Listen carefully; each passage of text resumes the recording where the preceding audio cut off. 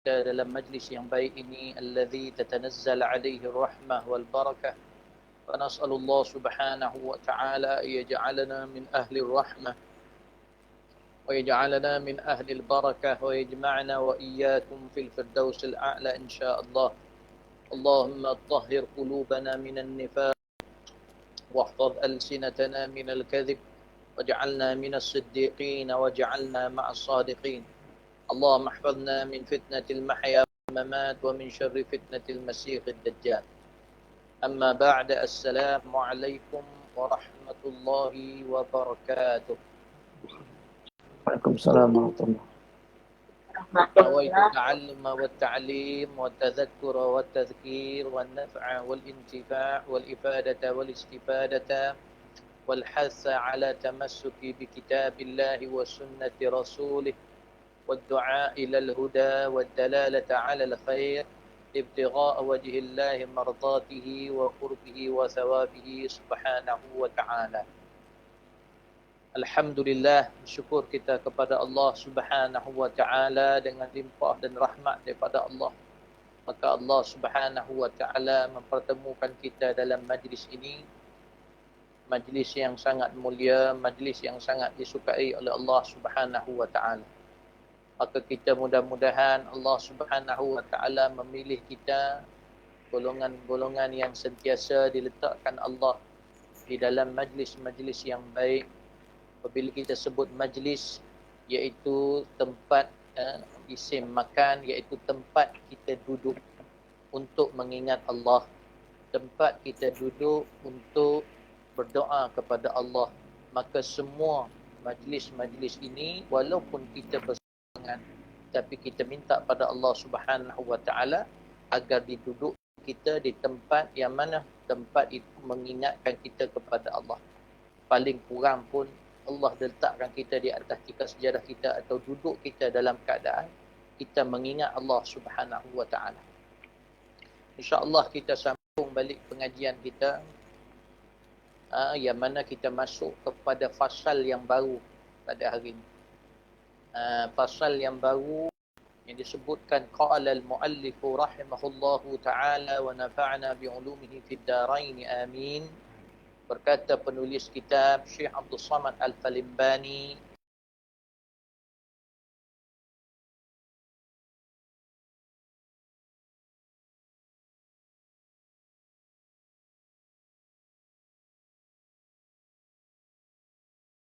yang mana kata-kata beliau telah diterjemahkan dan ditambahkan oleh Syekh Abdul Samad Al-Falimbani di dunia dan di akhirat. Amin.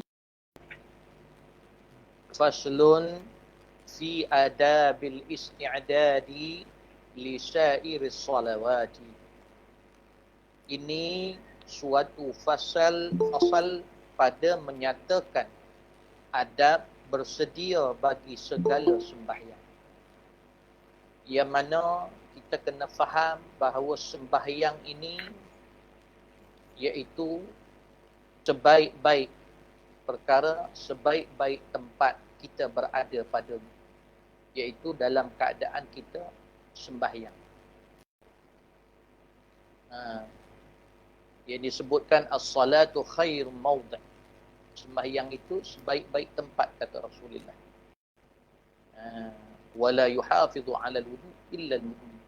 Kemudian Nabi kata tidaklah yang menjaga wudu itu kecuali orang itu orang beriman. Antara tanda, salah satu daripada tanda orang itu orang yang beriman, dia sentiasa nak dia rasa suci di sisi Allah. Maka salah satu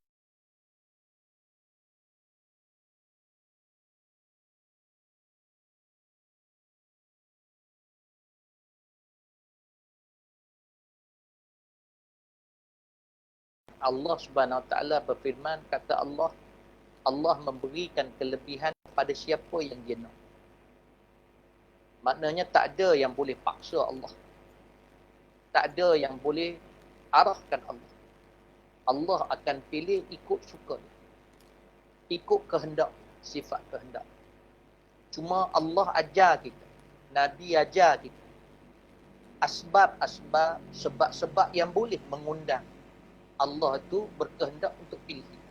Tidak confirm, tapi ianya mempunyai peluang sangat jelas. Iaitu antaranya Allah pilih apabila seseorang itu nakkan Allah dengan melakukan perkara-perkara yang Allah suka dan jauhkan diri daripada perkara-perkara yang Allah suka. Kerana itu salah satu dia Allah melihat dan menyukai kita. Apabila kita setiap kali nak sembahyang, nak masuk waktu sembahyang, kita sudah bersedia. Memang agak sukar benda ni apabila sudah tidak menjadi adat. Maknanya setiap kali sembahyang kita bersedia dulu sebelum azan. Bayangkan bagaimana Allah Subhanahu Wa Taala melihat hamba dia yang tertunggu-tunggu nak sembahyang. Kerana itu Nabi SAW bersabda, La yazalul abdu fi salah man tazara salah. Sentiasalah dikira hamba itu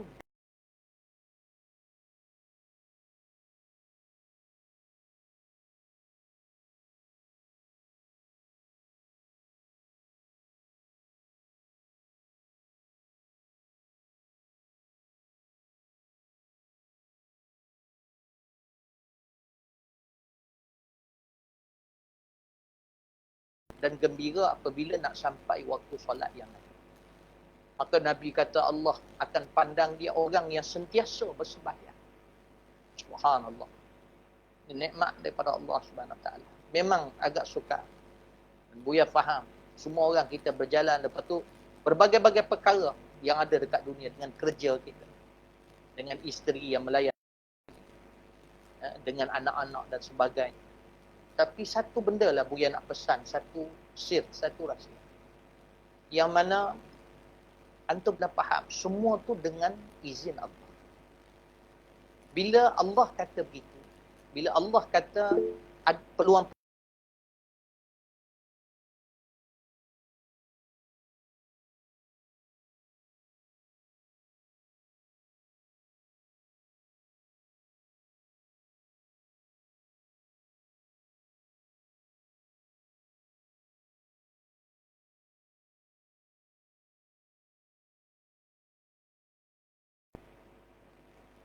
dengan keinginan Allah Subhanahu Wa Taala dan mungkin juga dengan sebab dosa-dosa kita, tapi Allah Maha Pengasih. Kita kena pandang Allah begitu. InsyaAllah Allah akan permudahkan. Kerana itu dalam adab kita, iaitu adab bersedia bagi segala sembahyang. Kita nak menyembah Allah, sedia untuk sembah. Bayangkan, antum bayangkan, kadang-kadang kita Buya teringat kadang guru Buya apabila guru ni nak datang nak mengajar, maka anak-anak murid dah menunggu menyambut dengan selawat. Maka Buya ingat salah-salah guru Buya menyebutkan, dia kata, antum bayangkan betapa gembiranya hati apabila kamu semua bersedia untuk menyambutku dan mempelajari. Bayangkan bagaimana Allah Subhanahu Wa Taala mengasihi antum lebih lagi.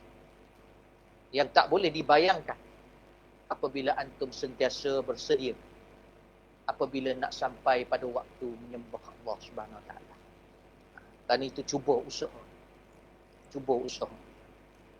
Maka disebutkan Syekh Abdul Samad Al-Thalimbani dengan membawa kata-kata Al-Imam Al-Ghazali rahimahullah. Qala, adab dia dan sunat engkau. Ini tertib dia. Bagaimana perjalanan kita untuk menghadap waktu zuhur. Tadi kita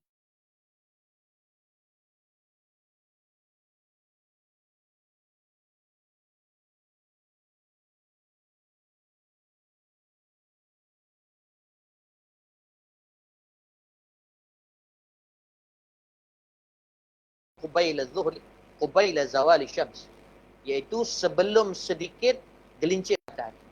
Sebab waktu haram antaranya iaitu waktu istiwa usyams. Waktu langit betul-betul waktu betul-betul matahari itu di tengah-tengah langit. Para ulama kata waktu itu terlalu zir, iaitu terlalu sekejap, terlalu sikit waktu. Yang dimaafkan satu aja, iaitu orang boleh semayang apa semayang pun pada waktu itu, iaitu pada hari Jumaat saja. Bagi orang-orang yang menghadiri solat Jumaat. Yang mana dia datang sebelum Zuhur, diisi masanya dengan solat sunat, tiba-tiba terkena solat sunat dia itu sebelum Zuhur tu sedikit waktu haram. Tidak mengapa dan dimaafkan. Tidak ada masalah. Waktu itu tidak ia terkecuali. Tapi selain daripada semayang Jumaat, waktu tu haram solat. Maka Zuhur, kalau boleh duha, kita berhenti duha itu, iaitu dalam paling kurang pun kita bajet lah. Kalau Zuhur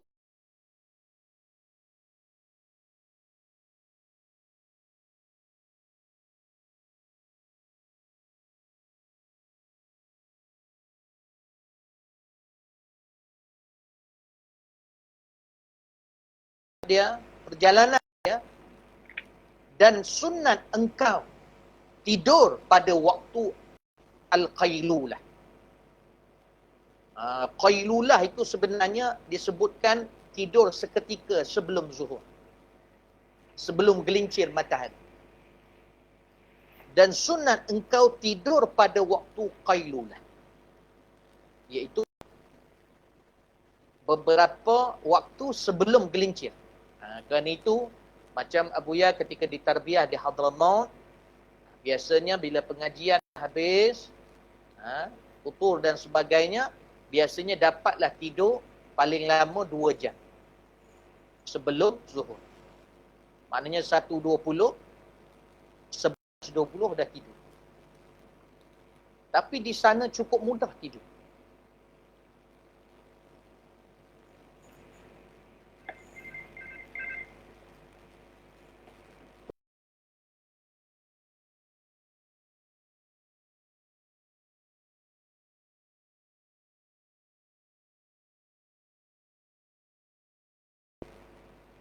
Sampai aja dalam bilik, letak aja kepala, wassalam.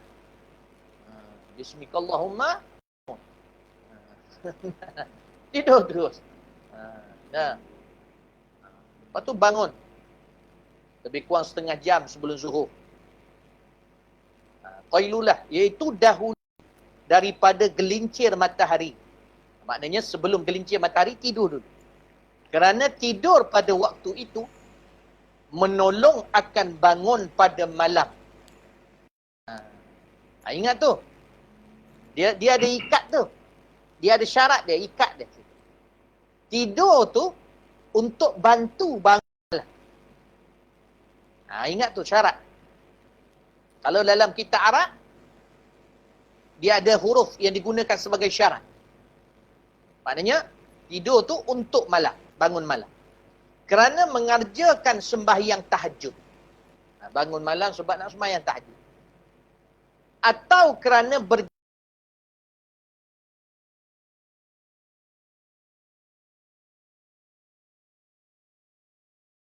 orang. Ataupun menjaga kawasan daripada keselamatan orang-orang di sekeliling.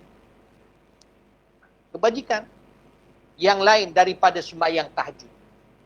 Sama ada dengan ibadah-ibadah seperti membaca Al-Quran dan sebagainya, ataupun berjaga. Kalau kita ingat dulu orang-orang dulu, dia ada orang panggil apa tu? Yang apa orang panggil? Yang round kampung. Jaga kampung. Orang panggil apa dulu? Allahumma salli ala sayyidina Muhammad. Rela. Apa dia? Rukun tetangga. Apa dia? Roll call. Rukun tetangga. Rukun tetangga. Rukun tetangga. Dia jaga keselamatan orang kampung. Ni kebajikan, niatkan. Nak membantu keselamatan kerana Allah. Jadi ibadah. Jadi pahala.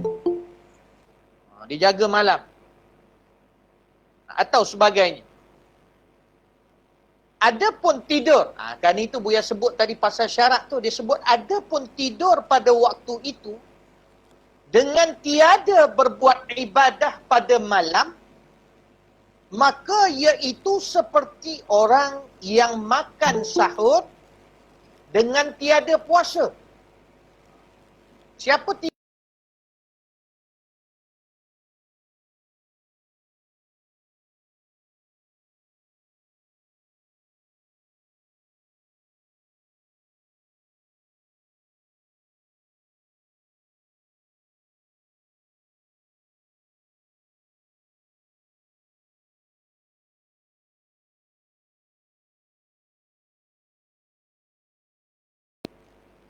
Tak ada faedah.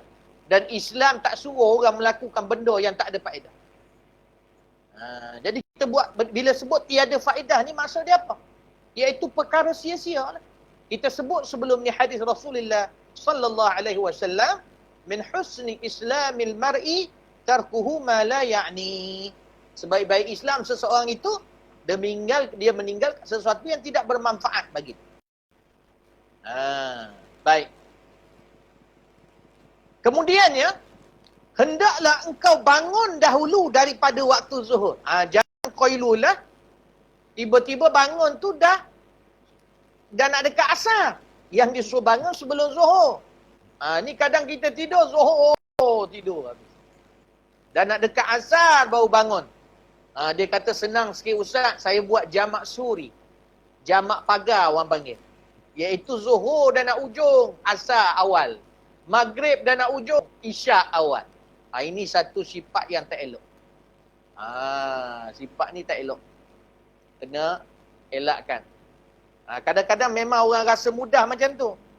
Kadang-kadang banyak berlaku pada orang-orang yang was-was. Syaitan ni dia cerdik tu.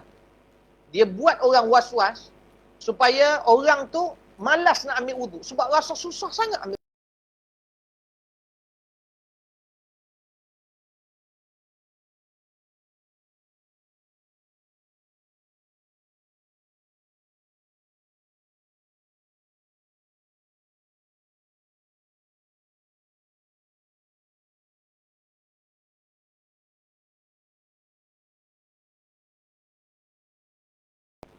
Sakit. Lepas tu kuyuk habis, basah, mencangut-cangut. Kadangnya, saja aku ambil wuduk. Nak wuduk, nak tekan duk ni. Ni pengalaman Buya, orang-orang yang mengadu pada Buya. Dan Buya pernah lalui ketika di Yaman dulu. Nak bunyi duk tu dalam hati tu. Saja aku ambil wuduk, dia nak bunyi dalam ni. Macam mana nak bunyi? Dia duduk dalam tu. Iaitu hati tu tahu dia nak ambil fardu, dia nak ambil wudu. Dah cukup.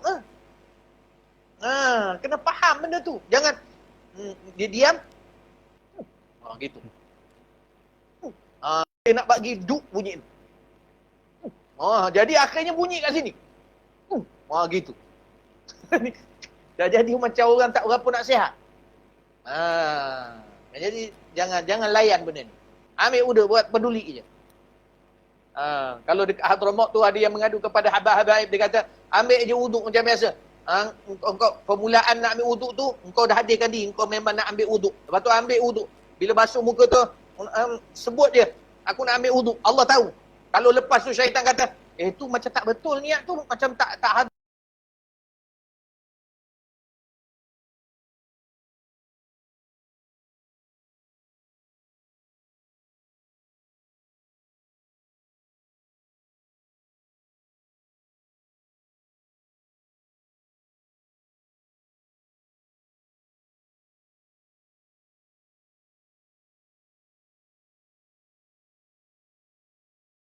Telinga ni takut sakit telinga. Boleh Okey. Baik. Bersedia mengerjakan sembahyang zuhur pada awal waktu. Setelah itu maka hendaklah engkau mengambil air sembahyang.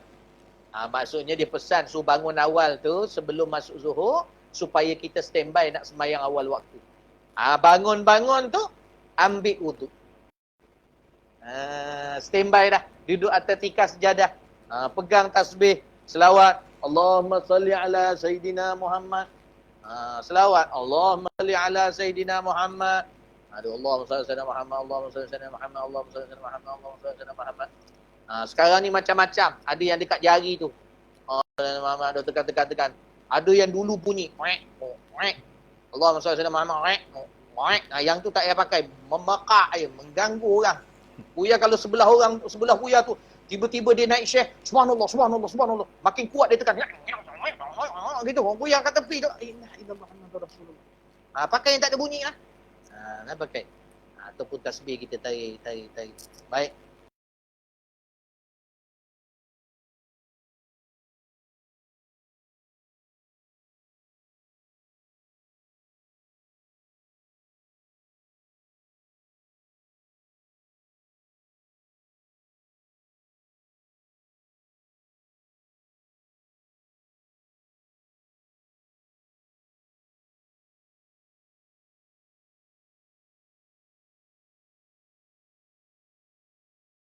itu tidurlah sebelum zuhur. Seketika, waktu sekejap sebelum zuhur. Sesungguhnya syaitan itu tidak tidur siang. Maksudnya tidak tidur ketika sebelum zuhur. Tujuan hadis tu sebab Allah suka kita membuat sesuatu yang berbeza dengan syaitan. Berlawanan dengan syaitan. Walau bagaimanapun mengatakan hadis itu dhaif, tetapi kerana ada perawi di situ yang tertuduh dengan dusta dan sebagainya, bagaimanapun tetap jumhur ulama mengatakan ianya adalah sunnah berdasarkan hadis Rasulullah sallallahu alaihi wasallam yang diriwayatkan oleh Imam sahabat Nabi Ibn Abbas, Sayyidina Ibn Abbas, disebutkan qala Rasulullah sallallahu alaihi wasallam ista'inu bi ta'amis sahari ala siyami fi an-nahar wa bil qailulati ala qiyamil lail. Kata Rasulullah sallallahu alaihi wasallam, ista'inu. Riwayat ni riwayat Imam Ibnu Majah. Imam Ibnu Majah mengatakan bahawa dalam riwayat ini yang diriwayatkan oleh Imam iaitu sahabat Nabi, iaitu Ibn Abbas, Abdullah Ibn Abbas radhiyallahu anhu. Beliau menyebutkan bahawa Rasulullah SAW bersabda, Nabi kata,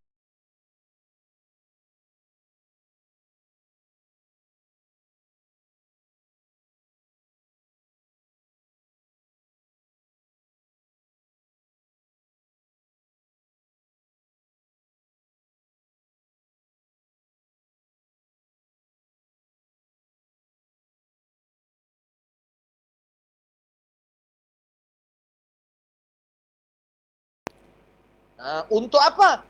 Untuk puasa ala siyami bin nahar, iaitu untuk berpuasa siang. Kemudiannya Nabi kata wabil qailulati ala qiyamil lail, dan menggunakan bantuan tidur seketika sebelum zuhur untuk bantuan malam. Jadi dalil tu kuat sebab hadis ini riwayat Imam Ibn Majah dan hadis ini hadis yang sahih. Maka jumhur ulama kata tetap, walaupun hadis yang tadi agak dan ada mengatakan tidak boleh dipakai, tetapi ianya ada hadis yang lain. Ala kulli hal, cuba try. Kerana itu Buya tak suka kadang ada orang telefon Buya time pukul 12. Kadang pukul 11, pukul 11.30. Sebab kadang Buya tidur. Dan kadang-kadang malam Buya tak tidur, kalau siang tu tak ada apa-apa, lepas saja duha, belik-belik sikit kitab, Buya dah tidur dah. Yang itu bukan qailulah dah. Itu ganti yang malam tadi.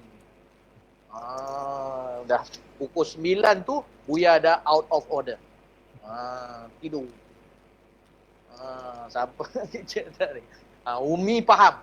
Kalau Buya tak tidur malam, adalah kadang-kadang, ialah masing-masing antum lagi banyak beramal, tapi maknanya kadang tu ada semangat, ada waktu yang kadang-kadang Buya kena beramal dan sebagainya, dan ataupun membaca kitab atau mentelaah, jadi memang tak tidur. Buya ni pula, kalau pukul 12 Buya tak boleh tidur lagi, Buya tak tidur lagi, lepas pukul 12 mata Buya cerah.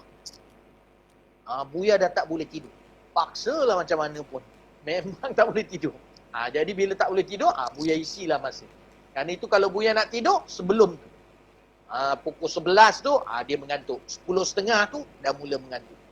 Sejak akhir-akhir ni, Buya 10.30 tu dah mengantuk sangat. Dah 3 hari Buya tak makan malam. Cuma yang peliknya badan Buya makin naik walaupun tak makan malam. Itu confused. Jadi Alhamdulillah, Allah nak bagi daging lebih bang kali. Alhamdulillah. Syukur pada Allah SWT. Jadi, baik. Maka kenalah ambil tu qailulah. Yang puasa sahur.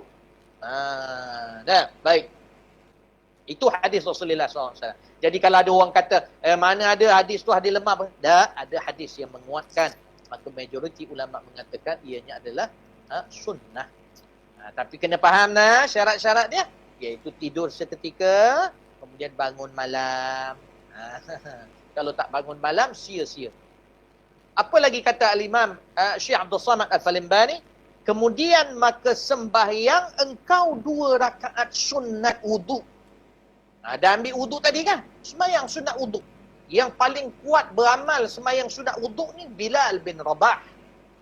Dalam satu hadis yang sahih Bilal bin Rabah, Nabi SAW ketika mana Isra' wal Mi'raj, ketika diperlihatkan syurga, diletakkan dan masukkan Nabi melawat syurga, maka Nabi mendengar langkah, setiap kali dia melangkah ada langkah yang berbunyi di depan dia.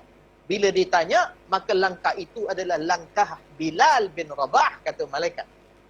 Maka bila dia bertanya pada Bilal, maka amalan Bilal iaitu wudu, berwudu dan sembahyang sunat wudu. Setiap kali dia berwudu, dia sembahyang sunat wudu, dan Nabi akui benda itu dah menjadi sunnah Nabi SAW. Memang susah kadang, kena yang was-was. Dah ambil wudu, dah berpeluh-peluh, dah basah-basah, nak kena sembahyang sunat pula. Sembahyang sunat pula, usolli. Angkat takbir pun, Allah, lama. Letih dia nak sembahyang wudu. Nak sembahyang sunat wudu. Jangan layan. Baik. Maka sembahyang 2 rakaat sunat wudu, maka lalu pergi ke masjid. Allah, bila sebut pergi ke masjid, kita sekarang ni, ya Allah, ujian banyak dengan tak boleh sembahyang Jumaat. Tak tahulah, bagi Buya secara peribadilah. Mungkin kita tak tahu. Kita bukan kerajaan, kita bukan orang-orang yang memerintah dan sebagainya. Buya tak tahu. Mudah-mudahan maslahah yang baik. Mufti pun dah cakap macam tu, tapi rasa galat sungguh. Bagi Buya rasanya kalau dibolehkan sembahyang Jumaat dengan SOP yang elok, dengan jarak, maknanya rasa tak ada masalah. Bagi Buya lah, rasa rindu nak sembahyang Jumaat. Mudah-mudahan Allah kembalikan balik sembahyang Jumaat. InsyaAllah kita banyakkan berdoa, terutama orang lelaki. Sebab sembahyang Jumaat ni waktu mustajab. Kalaulah diguna kita memohon pada Allah agar mengangkat balak yang ada sekarang ni. Ujian banyak ni. Balak pun banyak ni. Covid ni pun tak habis-habis. Biar risau tu. Mudah-mudahan madrasah kita berjalan dengan elok. Ni banyak sangat maksiat ni orang kat dunia ni sekarang ni. Banyak kemungkaran. Dan ni ujian Allah Subhanahu Wa Taala. Ulama pula time ni pergi satu demi satu. Kita takut habis je Covid ni, berapa ramai dah ulama yang telah pergi. Walau macam mana pun, insya-Allah ingat betul-betul. Nabi sebut al-yasiru ala man yassarahullah.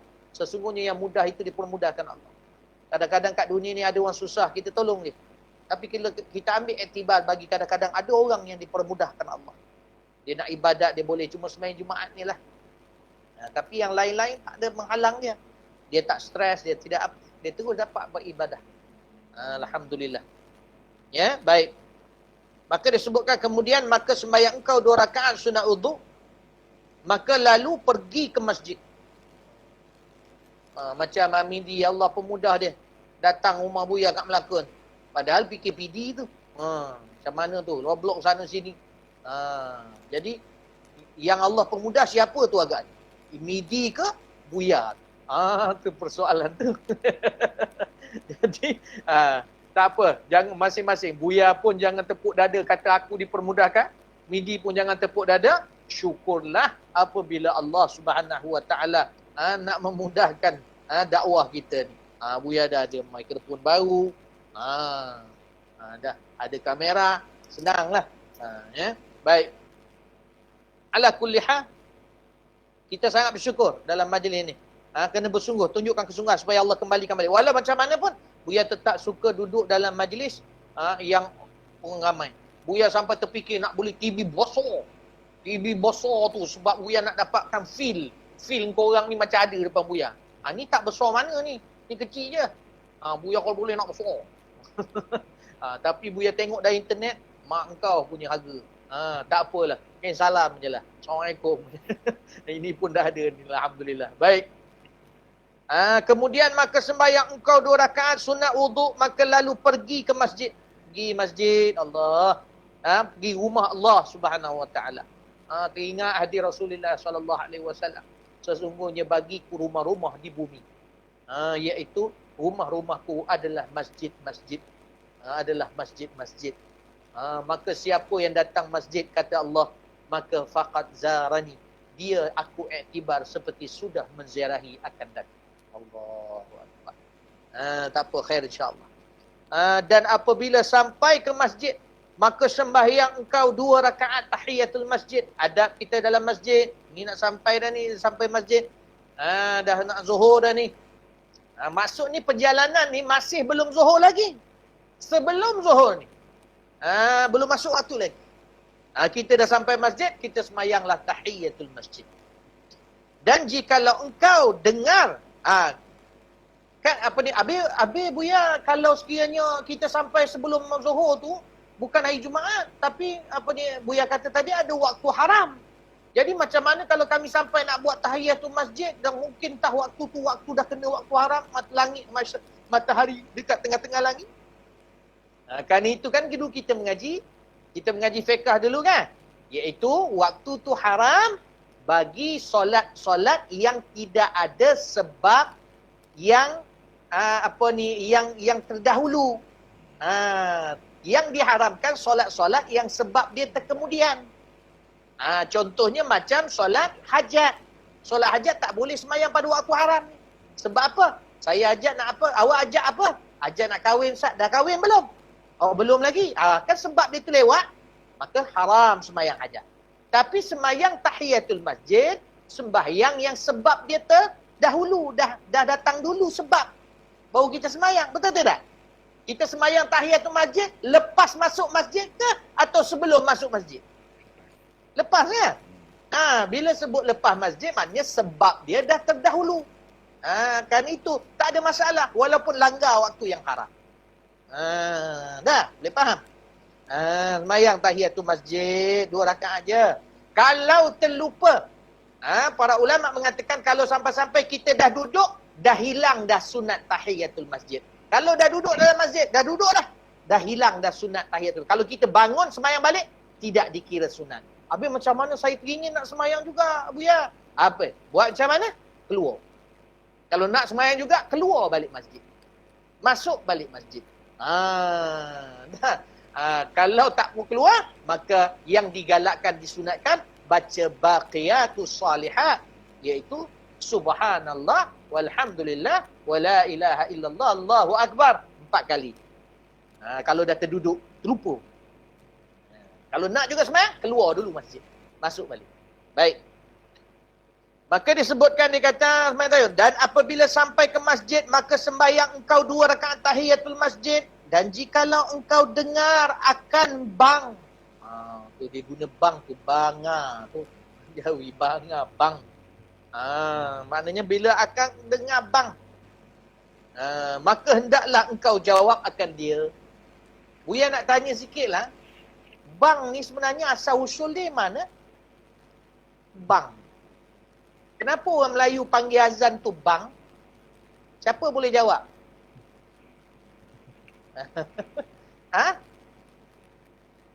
Asal dia jadi bang? Ada yang tahu?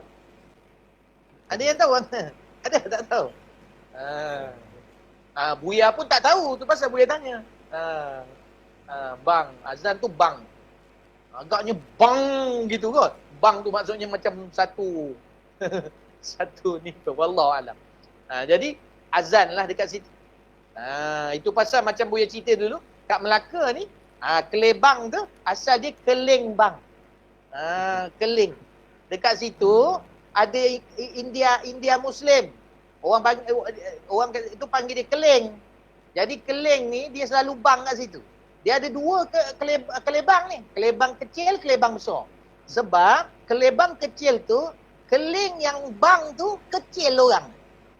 Itu pasal dipanggil kelebang kecil. Asalnya keling bang. Yang tu besar sikit. Tu orang panggil keling bang besar. Asalnya keling bang, jadi kelebang. Yang kita makan ikan bakar tu. Dah. Itu dia.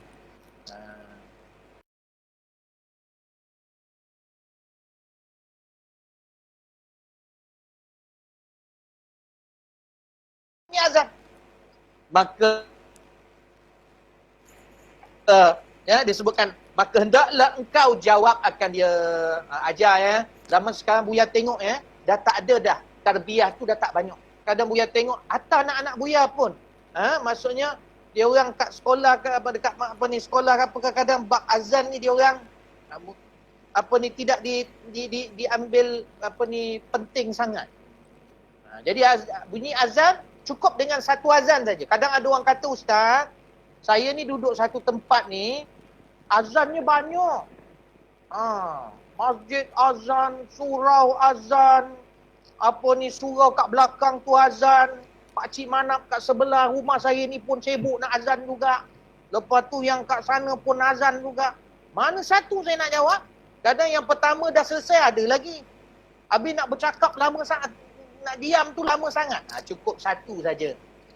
Yang kita jawab tu, yang paling jelas kita dengar jawab yang tu cukup.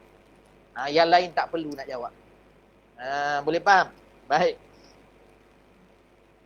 Maka dia sebutkan, kemudian maka sembahyang engkau, bila dah azan, sembahyang 4 rakaat. Ni kalau dalam syarah kitab Bidayatul Hidayah yang lain, contohnya dalam kitab Muraqi Ubudiyah, sembahyang 4 rakaat ni, kalau dalam mazhab yang lain, kebanyakannya 4 rakaat tu satu salam. Qabliyah zuhur tu 4 rakaat satu salam. Cuma dalam mazhab kita Imam Syafi'i radhiyallahu an, 4 rakaat itu 2 salam. 2. Jadi kita biasa buat yang tu lah. Paling kurang pun 2 rakaat lah. Cuma Rasulullah sallallahu alaihi wasallam sembahyang dengan 4 rakaat. Nanti kita tengok hadis-hadis Nabi sallallahu alaihi wasallam. Baik. Ada ketika Nabi buat 4. Baik. Kalau kita tengok kat sini, kita baca dulu dah. Disebutkan sembahyang engkau 4 rakaat dahulu daripada zuhur. Semuanya itu sunnah muakkadah pada ahli tasawuf.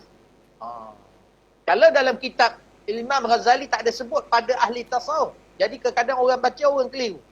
Orang kata pada ahli tasawuf, ahli lain tak ada ke? Maksud dia sini ahli tasawuf iaitu dia paling kurang kalau dalam perbahasan fiqh 2 rakaat aja qabliyah. Betul? Yang kita biasa dengar 2 rakaat. Tapi bila sebut ahli tasawuf ni orang-orang yang nak menyucikan zahir dan batin. Maka biasanya mereka memilih yang lebih banyak. Faham tak? Sebab nak menyucikan diri. Sebagaimana Buya pesan sebelum ni, tasawuf pada zahir, menyucikan zahir kita dengan mengikat diri kita kepada perintah-perintah Allah yang zahir, termasuklah perkara-perkara yang sunnah dan sebagainya, dia nak banyak. Jadi ahli tasawuf bila nak cuci, dia tak boleh sikit. Maka dia pilih yang lebih banyak. Kerana itu, Syekh Abdul Samad menyebutkan dengan mengatakan sunnah muakkadah pada ahli tasawuf. Dan dan juga mereka berpegang kepada pendapat yang mana Rasulullah sallallahu alaihi wasallam sembahyang 4 rakaat sebelum zuhur. Walaupun ada khilaf pada situ. Tapi ahli tasawuf dia pilih yang lebih banyak. Maka didatangkan hadis Rasulullah. Cuba tengok tu. Kerana sabda Nabi sallallahu alaihi wasallam, qala man shalla qabla adh-dhuhri 4 kana ka'idqi raqabatin min bani Ismail. Sesiapa yang sembahyang sebelum zuhur 4 rakaat, seolah-olah dia membebaskan seorang hamba daripada kalangan anak-anak Ismail. Maknanya daripada kalangan manusia, daripada zuriat Nabi-Nya Ismail. Nak beritahu besar pahala tau, memerdekakan hamba ni. Sebab hamba ni dia dah terikat dengan hutang yang dibayar, lepas tu kita bebaskan, satu kebajikan cukup besar. Pahala dia cukup besar. Kerana itu digunakan pembebasan hamba ni kadang-kadang pada kafarah, membayar kafarah dan membayar dalam denda-denda yang ada dalam Islam, sebahagian denda dalam Islam. Sebab pahala dia pun besar dan kesan dia, manfaat dia kepada masyarakat pun sangat besar. Pada diri orang tu sendiri dan sebagainya. Baik. Berdasarkan hadis itu, kalau kita tengok rawahu Tabrani fil Kabir. Baik. Artinya disebutkan lagi, dan lagi sabda Nabi sallallahu alaihi wasallam, man shalla 4, kita baca dulu hadis-hadis ni. Man shalla 4 qabla adh-dhuhri. Siapa yang sembahyang 4 rakaat sebelum zuhur, ghufira dhunubuhu yaumahu dzalik. Sesiapa yang sembahyang 4 rakaat sebelum zuhur, maka diampunkan dosa-dosa dia pada hari dia hidup hari itu. Satu hari itu. Ampun dosa. Sama ada dia belum lalui hari itu, belum sampai petang, dosa yang akan mai petang tu Allah hapuskan. Allah, cuba tengok kelebihan Allah bagi, walaupun hadis ni hadis dhaif. Tetapi bukan hadis maudhu'. Disebut rawahul khatib fi tarikh wal jami' as-saghir. Jami' saghir ni kitab dari Imam Suyuti. Seterusnya dia kata lagi apa? Dia sebut lagi Syekh Abdul Samad setelah itu, hadis-hadis ni tak ada dalam Bidayatul Hidayah. Ni tambahan daripada Syekh Abdul Samad. Setelah itu maka engkau sembahyang fardu zuhur serta imam. Maknanya bersama imam lah. Serta imam tu bersama imam. Dia sembahyang zuhur serta imam. Siapa yang serta? Engkau lah yang serta imam. Bukan imam yang serta engkau. Di situ tu menyertai imam. Kadang-kadang kita selalu serta imam, maknanya imam tu yang menyertai kita. Tak betul. Kita yang menyertai imam. Kemudian maka sembahyang engkau 4 rakaat kemudian daripada zuhur. Kerana sabda Nabi SAW. Tadi sebelum zuhur 4 rakaat. Lepas dia sembahyang zuhur bersama imam, sembahyang pula 4 rakaat lagi. Sebagaimana hadis Abu Daud yang mana diriwayatkan oleh Ummu Habibah. Man hafadha ala 4 raka'atin qabla adh-dhuhri, siapa jaga 4 rakaat sebelum zuhur, wa 4 ba'daha, dan 4 rakaat selepasnya, haramahullahu 'alan nar, dalam riwayat lain haruma minan nar, diharamkan dia daripada neraka Allah SWT. Subhanallah. Kalau kita tengok hadis-hadis ni, bukan maksudnya, kan kalau ada orang silap faham, dia jaga yang itu, yang lain tak jaga. Tak betul. Maknanya dia tu, maknanya bila dia buat selain daripada yang fardu, jauh daripada perkara yang haram, yang berdosa, kemudian dijaga benda ini, maka Allah Subhanahu Wa Taala haramkan bagi dia neraka. Maknanya tak masuk dia neraka, masuk tu. Antum bila baca hadis-hadis ni, nampak mudah betul tidak? Allah ni sangat-sangat pemurah. Sangat-sangat apa ni orang panggil, memudahkan kita. Cuma kita tak cuba nak kenal Allah Subhanahu Wa Taala.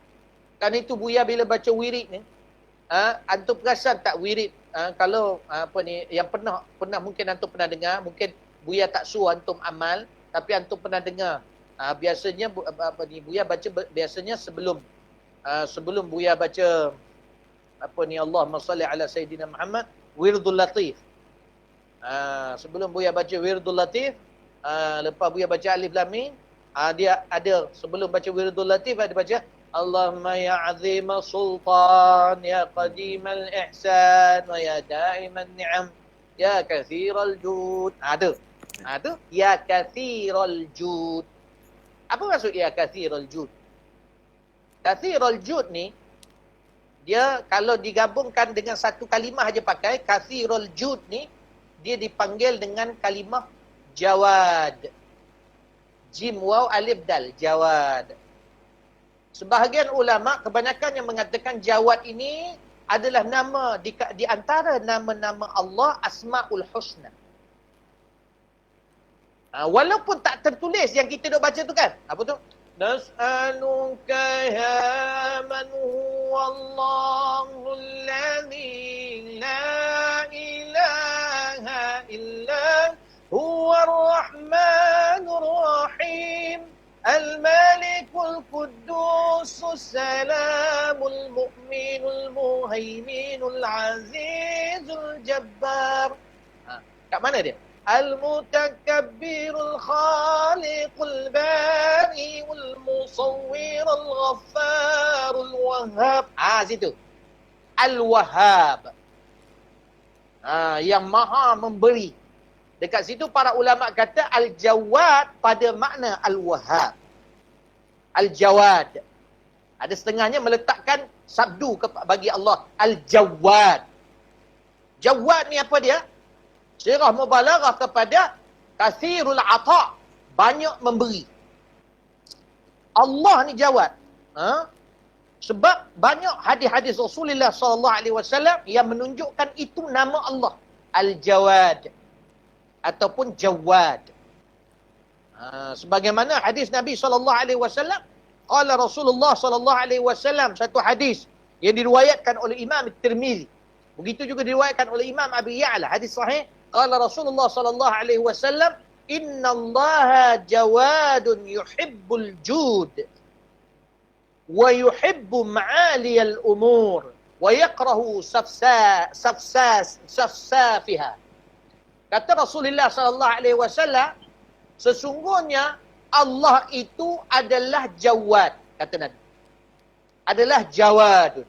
Apa makna jawad? Iaitu banyak memberi. Dan dia suka memberi.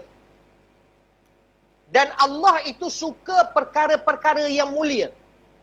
Setengah riwayat, ma'aliyal akhlaq, iaitu akhlak-akhlak mulia. Tapi hadis ni sebut perkara-perkara yang mulia. Yang baik-baik, yang cantik.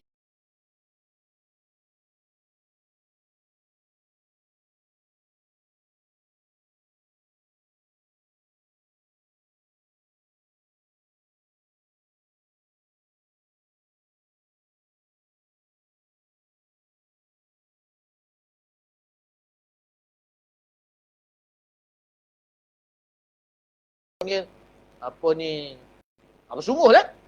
Bersungguh. Bukan suara je kuat macam kuliah ni. Tapi bersungguh. Bila kita bersungguh, insya-Allah. Sebab apa? Sebab benda-benda tu benda yang mulia di sisi Allah. Dan itu disebutkan jawad. Allah ni maha pemurah, maha memberi, apa ni ni. Kalau jawad itu pada makna dita'alliqkan kepada Allah, ta'alluq kepada Allah, dikaitkan kepada Allah. Bila sebut jawad, maksud dia apa? Disebutkan kasratul fadli wal ihsan. Kasratul fadli wal ihsan. Banyak kelebihan Allah bagi, banyaknya kelebihan yang Allah berikan, dan banyaknya ihsan. Orang panggil belas ihsan. Allah, kalau bahasa kampung kita kesian. Allah banyak kesian kita. Kan? Ini bukan cerita Piramli yang kesian tu. Siapa tu? Bila tanya kesian, bukan. Allah kalau kesian kita, maksudnya Allah akan tunjuk lagi jalan. Allah akan ampunkan dosa. Kalau antum tengok hadis-hadis yang kita baca ni, Allahu Akbar. Semayang sunat aja. 4 rakaat qabliyah. Sebelum ni duha. Cukup mudah Allah bagi. Allah nak ampunkan dosa kita. Percayalah. Allah sebenarnya ciptakan kita di atas muka bumi ni untuk Allah ampunkan kalau kita buat silap.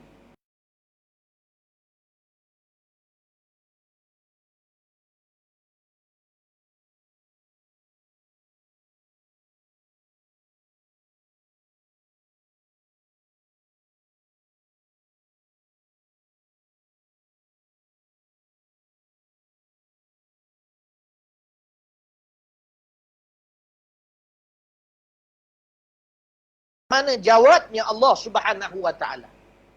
Pemurahnya Allah Subhanahu wa taala. Sangat-sangat mudah nak bagi kita. Contohnya dalam hadis Nabi sallallahu alaihi wasallam. Cuba tanya hadis ni. Nabi SAW bersabda ni hadis qudsi. Hadis qudsi yang mana diriwayatkan oleh Imam Tirmizi. Imam Tirmizi meriwayatkan, disebutkan apa dia? Qala yaqulullahu ta'ala, qala Rasulullah sallallahu alaihi wasallam, yaqulullahu ta'ala ya ibadi. Allah Subhanahu wa taala berfirman dalam hadis kursi, wahai hamba-hambaku, law anna awwalakum akhirakum wa hayyakum wa mayyitakum wa ratabakum wa yabisakum. Allah kata, wahai hamba-hambaku, kalaulah di kalangan kamu orang-orang yang terdahulu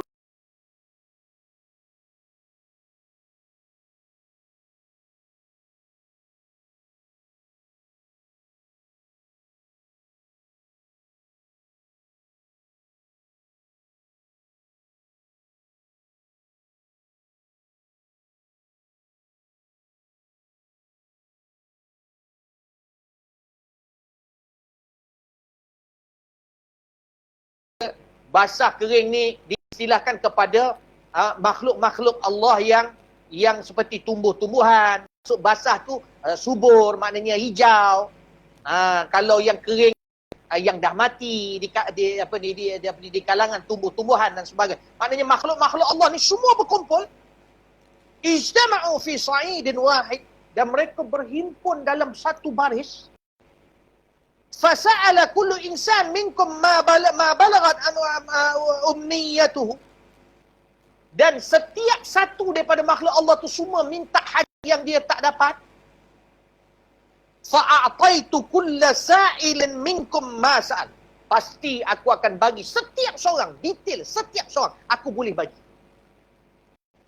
Mintalah. Ma naqasa dhalika min mulki. Tidak akan kurang pun kekuasaan aku dan kerajaan aku. Illa kama law anna ahadakum marra bil bahri. Kalau kamu nak kata kurang jugalah, mungkin otak kamu tak boleh nak terima, takkan tak kurang langsung. Maka Allah berikan kiasan. Kiasan kalau nak kata kurang pun daripada aku, apa dia? Kurang, sebenarnya tak kurang, tapi Allah nak bagi kita faham. Iaitu, law anna ahadakum marra bil bahri faghamasa fihi ibratun. Kalau seorang di kalangan kamu pergi ke laut, diambilkan jarum, diletakkan jarum dalam air laut tu, maknanya cecah jarum tu dalam air laut. Thumma rafa'aha ilaih, kemudian angkat jarum tu.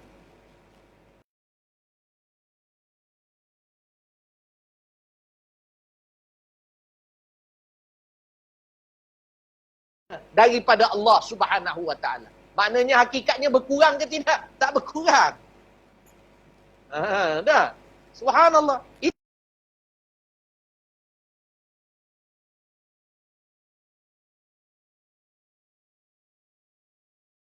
Excited ke nak jumpa Allah Subhanahu wa taala? Dan itu Allah kata, kerana itulah aku dipanggil Jawadun Majid. Akulah yang maha memberi, yang banyak sangat memberi kepada korang dan mulia. Kerana itu tuan-tuan, antum semua kena faham, Allah ni sangat pemurah. Salam pun Allah hapus dosa. Dulu perasan tak? Buya selalu sebut pasal salam. Betul tak? Ingat tak dulu? Buya selalu sebut pasal salam. Masa kita kat madrasah. Kan? Buya selalu cakap, ya Allah mudahnya orang Islam ni. Salam pun Allah hapus dosa. Salam. Buya asyik ulang aja. Rupanya dah nak sampai satu masa, dah tak boleh salam. Nampak tak? Susah dah nak salam. Dulu tak nak salam. Cuma kadang-kadang ulama-ulama kita ni orang nak salam diulur je. Dah. Bersalamlah, musafahah. Lepas tu kalau risau, pergilah basuh tangan tu. Ataupun sanitizer. Dah. Kalau nak salam, salam betul-betul. Ulur salam. Jangan. Ulur pun macam takut-takut aja. Salam dia, lepas tu basuhlah tangan. Apa yang takut sangat? Nenek Umi, kan dia kan umur dah tua, dia pun risau. Jadi bila Buya nak salam dia, Buya selamba je. Buya datang, Buya salam. Nenek Umi tahu. Nenek Umi kata, sekarang ni susah apa sebagainya nak balik apa semua. Nenek Umi cerita kat anak-anak dia lah. Tapi kalau Buya, Nenek Umi faham. Kalau Buya nak balik, aku balik. Ada COVID ke, tak ada COVID ke, ada polis ke, tak ada polis, aku nak balik. InsyaAllah sampai. Jadi Nenek Umi tahu. Kalau anak-anak lain dia tak salam Nenek Umi. Dia tak salam sebab apa? Yalah, niat dia orang baik juga. Dia takut Nenek Umi kan dah tua, takutkan tiba-tiba kita pun tak sedar kita bawa ke apa. Tapi Buya tak ada. Buya datang, Buya salam lagi. Siap peluk lagi, siap cium lagi. Lepas tu Nenek Umi kata, tak apa ke? InsyaAllah, Mak. InsyaAllah. Tak ada apa-apa. Sembuh, insyaAllah. Tak ada apa-apa.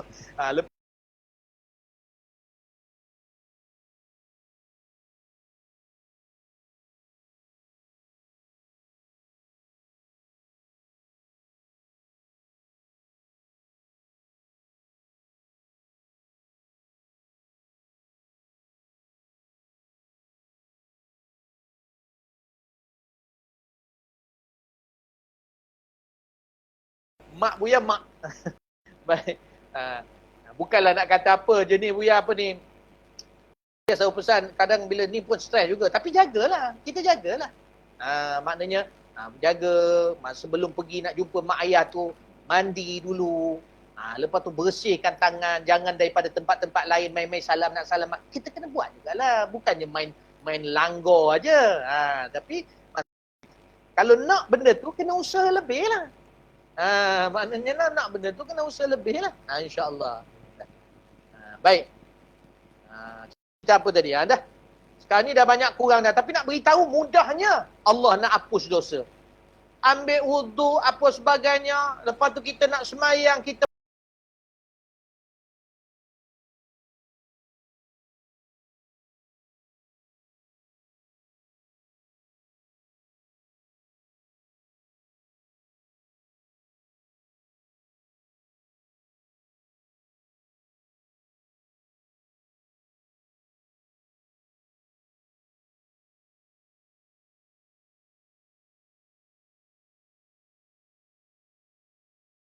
letakkan dekat atas timbangan arash dan dia itu tidak melakukan dosa, tidak melakukan kemungkaran maksiat, dia tidak melakukan benda yang haram dan mengambil yang halal, dia tak buat amalan sunat yang banyak, tapi yang itu dia amal, itu saja sudah penuh dah timbangan pahala kita. Subhanallah. Antum bayang kalau antum Allah bagi istiqamah 100 kali sebelum sembahyang subuh. Subhanallah. Subhanallahil azim, astagfirullah, subhanallah bihamdi, subhanallahil azim, astagfirullah. 100 kali. Sekejap je. Berapa minit je.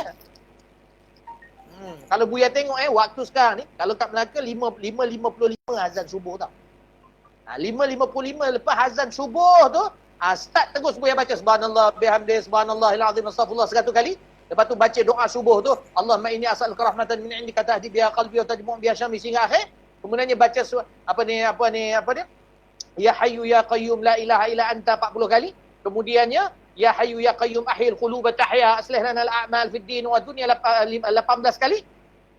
Dan habis tu semua 6-8 minit. Masuk subuh 5.55, habis 6-8 minit. Terus semayang qabliyah. Lepas tu semayang subuh. Ada setengahnya macam Buya di Yaman dulu, baca subhanallah bihamdi subhanallahil azim 100 kali, semayang qabliyah dulu. Lepas semayang qabliyah, baca doa subuh dengan yang baki. Tak apa. Jangan berat. Buya bukan nak suruh beramal. Tapi nak beritahu, kalau bila sampai masa nanti kita boleh. Oh, Masya Allah, tabarakallah. Dan Allah maha pengasih dan maha memberi. Jawadun. Baik. Kan itu kalau kita tengok hadis-hadis Rasulullah SAW kat sini. Subhanallah. Cukup Allah permudahkan. Pukul berapa dah ni? Sebelah lebih dah. Tak apa, sabar. InsyaAllah kan. Tak ada ambil anak sekolah kan? Kan? Dia yang duduk-duduk ni nasi lemak kat sebelah. Sekejap-sekejap tutup video. Makan nasi lemak. Lepas tu terlupa pula. Buka video awal. Nampak mengunyah. Nguak gitu. Tak adalah kat dalam ni. Ni Buya cerita ada kes-kes. Masa Buya orang-orang buat Google Meet lah. Macam-macam. Baik. Kita terus sikit lagi dah. Ni kelebihan Allah bagi. Ambil faedah tu tadi. Tadi yang pertama kita masuk tadi fasal tentang qailulah. Lepas tu Buya terangkan sikit tentang Allah yang dinamakan dengan Jawad, iaitu kathirul ata. Kalau bagi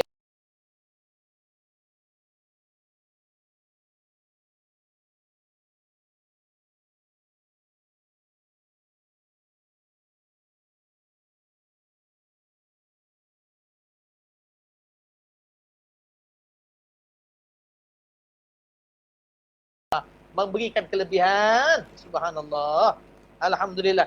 Dan Allah datangkan Nabi kita Sayyidina Muhammad SAW yang memberi syafaat. Seterusnya Allah tak berhenti takat tu. Allah bagi pula kepada para ulama. Sebagaimana Sayyidina Osman meriwayatkan, yang memberikan syafaat yang besar dalam jumlah yang besar di hari kiamat, iaitu yang pertama siapa? Al-Amdi.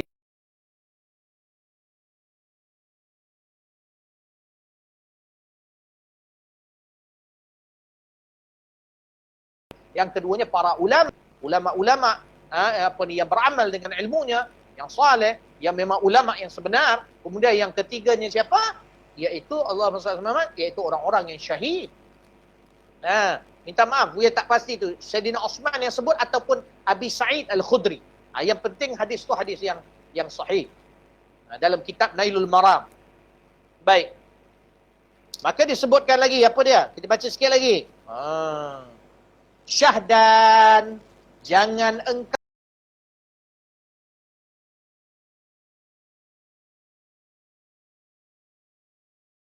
belajar ilmu yang memberi manfaat. Maknanya ulang balik yang macam pagi tadi punya.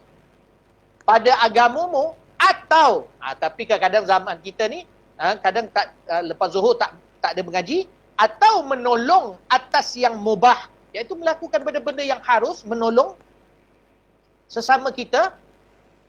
Tengok contoh yang diberi apa dia? Seperti berkhidmat kepada fuqaha yang salihin. Seperti berkhidmat kepada ulama-ulama yang faqih, yang memahami agamanya, yang menerangkan hukum hakam yang sahih, dan berkhidmat pada ulama ahli tasawuf, dan juga kita berkhidmat pada ulama-ulama yang merupakan ahli tasawuf yang sentiasa beramal dan menyucikan diri mereka zahir dan batin, dan berkhidmat kepada guru kita. Nampak tak? Benda pasal guru ni sebenarnya mungkin ada setengah orang bila dia dengar sebahagian-sebahagian pendakwah yang dekat dalam YouTube ni yang mengutuk-ngutuk, yang mengatakan lebih-lebih, nak lebih-lebih.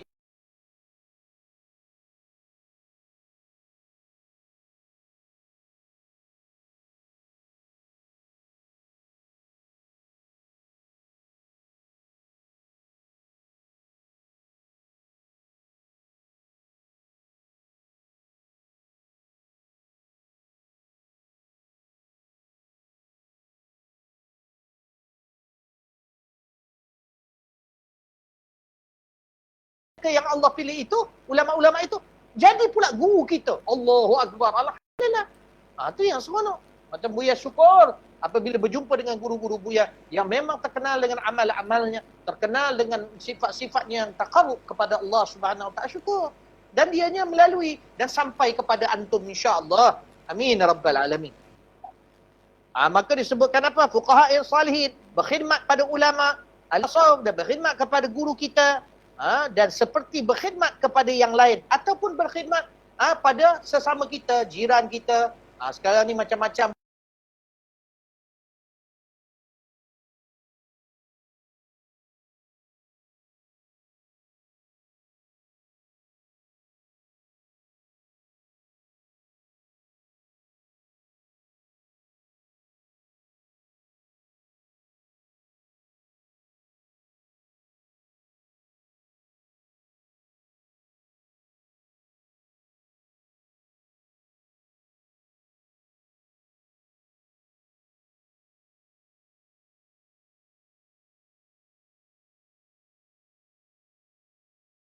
Buat sikit. Baik.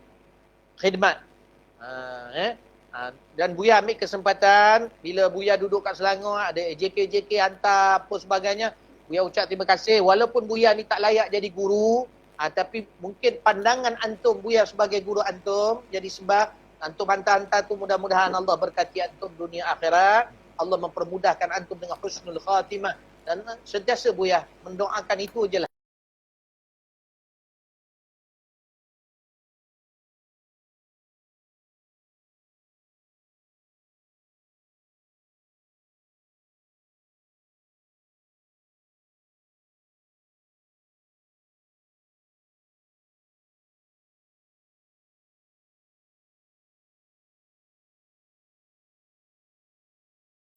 Baik. Begitu juga dengan sahabat-sahabat kita yang susah. Tapi kena ingat, kalau kita pula susah, kita kata tak ada orang datang, kena banyak berdoa pada Allah. Kerana kadang-kadang benda tu nak sampai pada kita pun dengan izin Allah. Kadang-kadang kita dah susah tapi kita buat maksiat. Kita masih tak mau sembahyang. Kita masih tak mau bertaubat pada Allah. Macam mana Allah nak murahkan rezeki kita? Tu nak kena ingat, faham tu. Lepas tu kita ni malu, ego kita kuat. Tak salah pun cakap dengan kawan, aku ni susah. Beritahu pada orang saya susah dan sekiannya. Tidak ada niat menipu dan sebagainya. InsyaAllah Allah pemudahkan, insyaAllah. Baik. Maka apabila masuk, dia sebutkan, melainkan dengan belajar ilmu yang memberi manfaat pada agama, dan berkhidmat pada ulama ahli tasawuf dan berkhidmat kepada guru kita, dan seperti berkhidmat kepada yang lain daripada mereka itu, atau selain para ulama, selain daripada guru kita, di kalangan hamba-hamba Allah yang soleh, jiran-jiran tetangga, kawan-kawan kita, iaitu segala orang Islam atau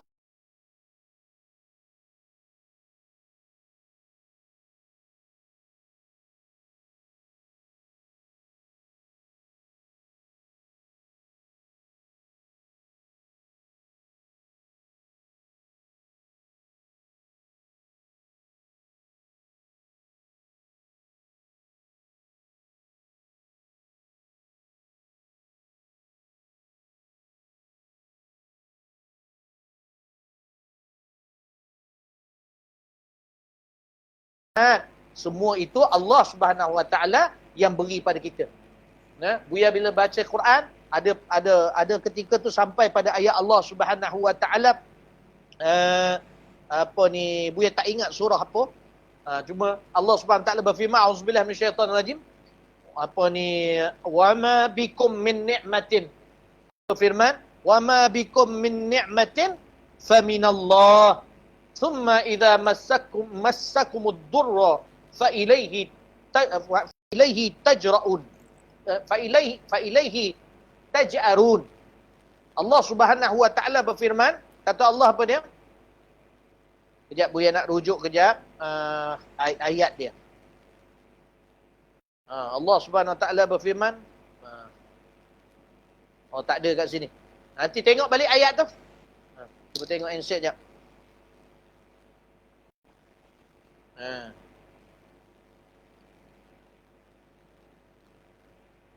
Apa dia tadi Buya sebut? Wa ma bikum min ni'matin. Surah An-Nahl.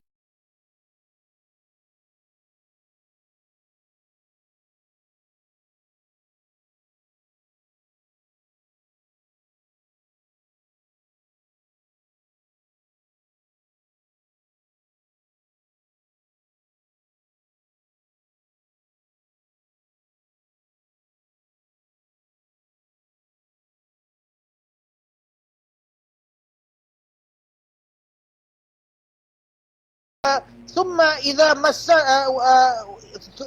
idza massakumud durru fa ilaihi taj'arun. Dan kemudian bila Allah dah bagi nikmat macam-macam, kemudian apabila kamu ditimpa kesusahan, dah dapat nikmat ni, lepas tu bila dapat susah pula, kepada Allah lah kamu merawat dan meminta pertolongan. Maknanya Allah nak beritahu kat sini, engkau apa yang kau dapat daripada nikmat, semua daripada aku. Lepas tu kalau kau susah, aku takdir kau susah, kau tak perlu risau. Minta balik pada aku. Aku akan bagi balik pada kau. Aku akan bagi mudah. Cuma bila jangan. Macam mana Allah akan bagi? Jangan soal. Sebab akidah kita berpegang, jangan tanya apa Allah buat, tapi tanya apa yang kita buat. La tus'alu an asya'a, la yus'alu amma yaf'al wa hum yus'alun.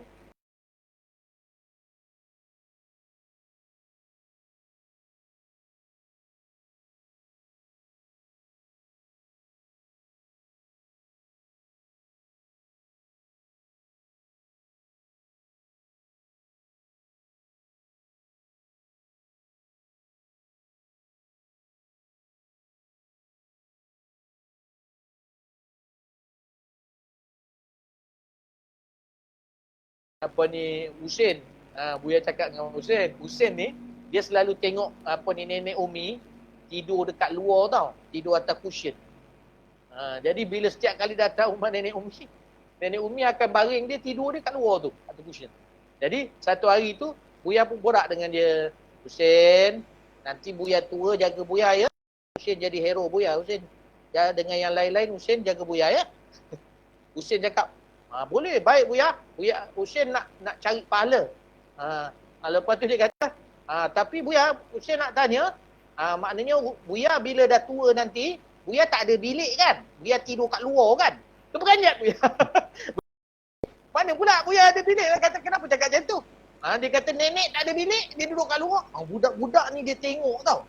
Dia berhati.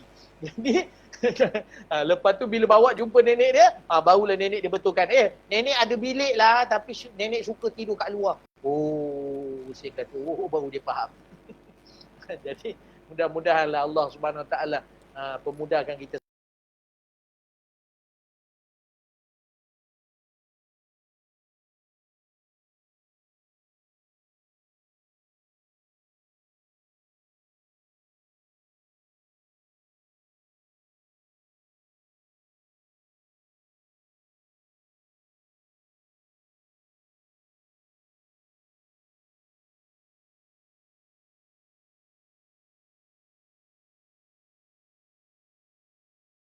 semua berjalan dengan baik, insya-Allah dia akan berjalan dengan baik. Tapi kalau ada slack salah satu padanya, maka tak mustahil bendanya akan jadi tidak harmoni. Bila dalam keadaan begitu, Buya pesan pada antum, bersandarlah pada ilmu dan ajaran Nabi kita sallallahu alaihi wasallam.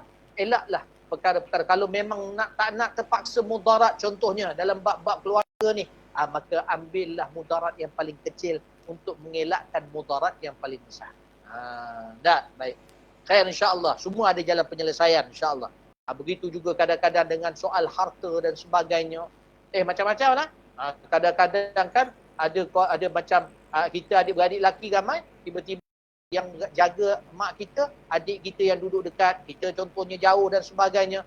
Jadi kadang-kadang timbul rasa jealous. Kadang-kadang ibu ayah ni pula, ibu ayah kandung kita kadang-kadang bila dah tua-tua dia kan macam budak-budak sikit, kadang-kadang dia bila merajuk main lepas saja, jangan ambil hati.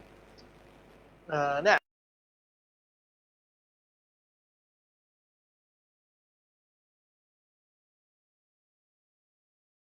Ustaz Zul tu, dia dapat duduk sebab dia bujang. Dia bujang.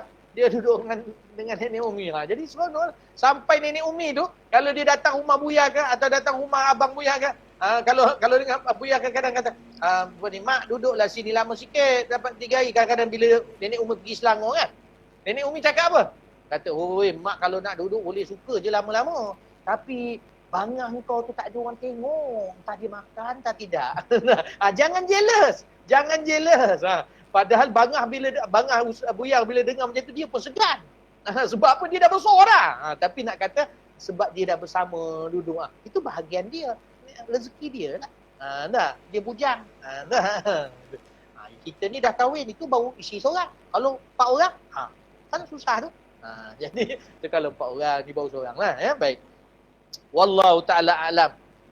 Jadi, setakat itu saja dulu. Maka belanja yang menolong dengan dia. Maknanya kalau kita tak ada apa-apa, mana buatlah kebajikan-kebajikan, imma berkhidmat pada para ulama, atau berkhidmat pada para guru kita, atau berkhidmat kepada sesama kita di kalangan orang Islam dengan niat kerana Allah, atau paling kurang pun kita keluar bekerja untuk mencari belanja harta untuk memudahkan ibadat kita, memberi nafkah pada anak dan isteri kita. Maka maka itu akan membantu kita menjadikan waktu di antara zuhur dan asar kita itu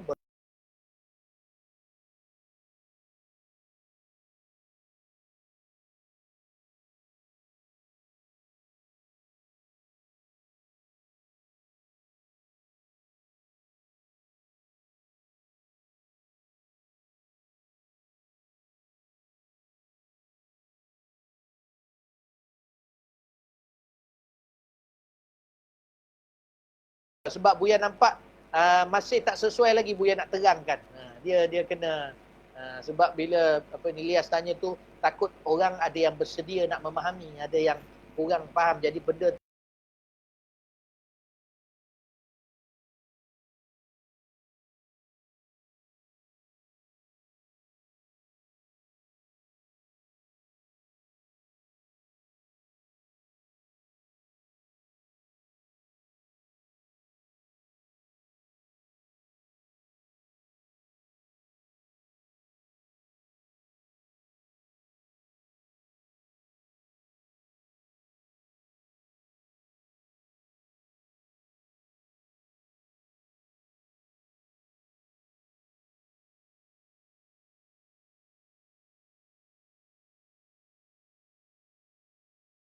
COVID apa sebagainya.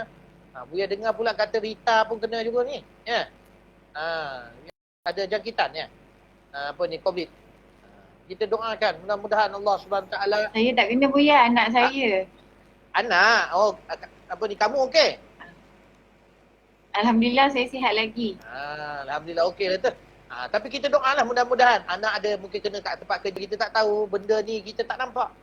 Ataupun sesiapa kat sini yang mungkin tak maklum kita, ada rasa, ada gejala-gejala, ada lemah-lemah badan. Mudah-mudahan Allah Subhanahu taala menyembuhkan. Buya sentiasa mendoakan, antum juga mendoakan, kita amin mengamin di antara satu sama lain insya-Allah. Mudah-mudahan Allah pelihara kita. Jangan lupa, kita jaga yang semampu boleh bagi badan, tapi jangan lupa Allah Subhanahu taala berfirman, kullu nafsin dha'iqatul maut. Qul innal maut alladhi tafirruna minhu fa innahu mulaqikum.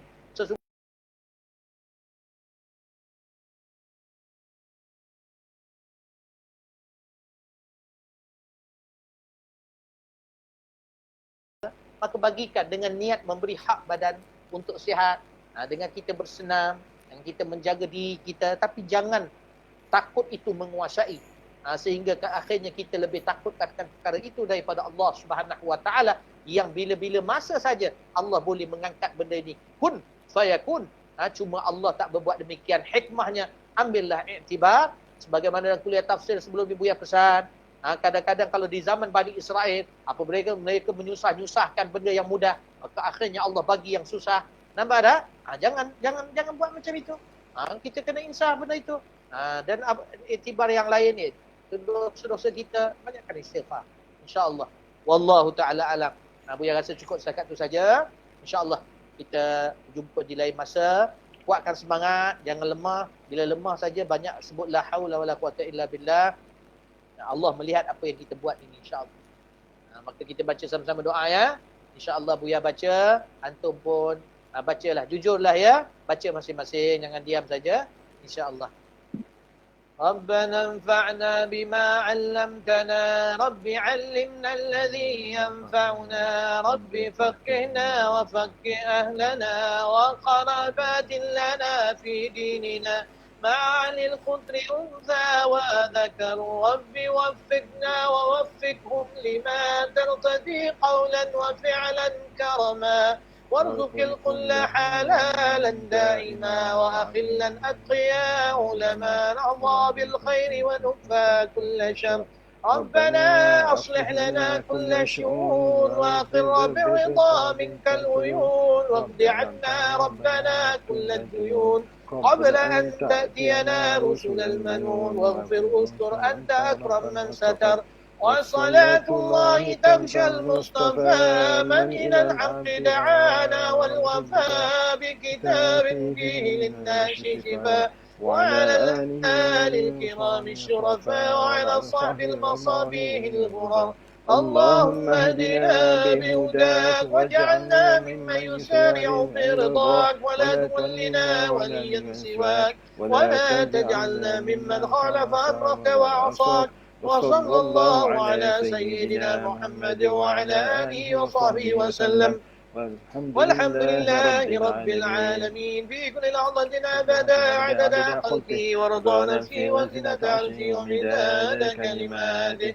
يا ربنا اعترفنا بأننا اعترفنا، وأننا أسرفنا على لظى أشرفنا، فتب علينا توبة تغسل لكل حوبة، واستر لنا العورات وآمين الروعات، واغفر لوالدينا ربي ومولودينا، والأهل والإخوان وسائر الخلان، وكل ذي محبة أو جيرة أو صحبة، والمسلمين أجمع. آمين يا ربي اسمع، فضلا وجودا منا لا باكتساب منا، بالمصطفى الرسول نرضى بكل سول، بالمصطفى الرسول نرضى بكل سول، بالمصطفى الرسول نهضى بكل سول. صلى وسلم ربي عليه عد الحب، وآله وصحبه عداد طش الصحب، والحمد لله في البدء والتناهي. سبحان ربك رب العزة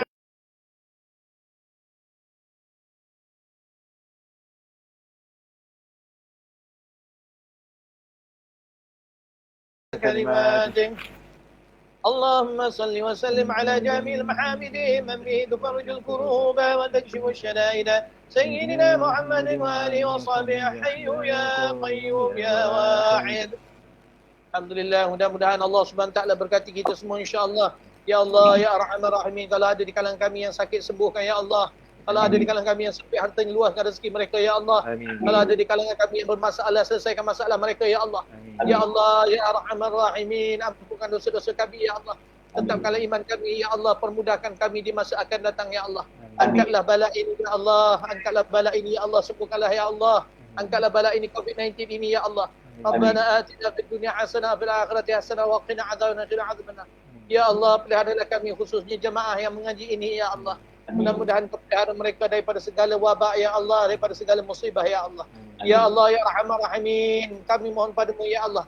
Kalau sekiranya tertakdir juga kepada kami dalam ilmu-Mu ya Allah dan dalam pengetahuan-Mu ya Allah, maka jadikan kami orang kaya yang kau suka ya Allah. Kalau kau takdirkan kami miskin, jadikan orang kami miskin yang kau suka ya Allah. Kalau kau takdirkan kami sihat ya Allah, jadikan kami sihat yang kau suka ya Allah. Dan kalau kau lah takdir kau menjadikan kami orang yang sakit ya Allah, jadikanlah kami hamba-Mu yang sakit yang kau suka ya Allah.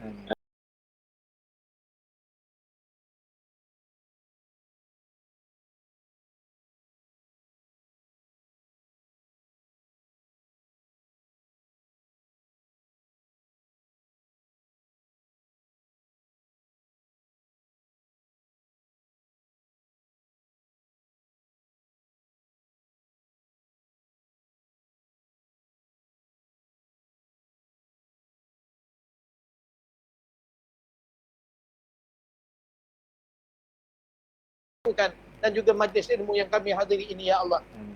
Ya Allah, Engkau Maha Pengasih, Maha lembut ya Allah. Berlembutlah kepada kami ya Allah. Ya Latiful lam yazal ultuf bina fima nazal. Innaka Latiful lam tazal ultuf bina wal muslimin. Wa sallallahu ala sayyidina Muhammad wa ala alihi wa sahbihi ajma'in. Subhana rabbika rabbil izzati amma yasifun. Salamun alal mursalin walhamdulillahi rabbil alamin. Jadi mudah-mudahan Subhanahu wa taala menerima amalan kita insya-Allah. Mudah-mudahan antum sihat. InsyaAllah, mudah-mudahan Allah melihat kita insyaAllah. Rasulullah SAW gembira dengan kita insyaAllah. Kami selawat pada Rasulullah sallallahu alaihi wasallam insyaAllah. Ni pun dah 11.30. Dah sampai waktu yang makan ni. Umi jangan lupa. Atau Umi pun ada dalam tu. Dah. Umi jangan lupa masak Buya. Si Umi kat bilik lain, Buya kat bilik lain. Dia tak boleh sebab Buya nak pergi kuliah. InsyaAllah.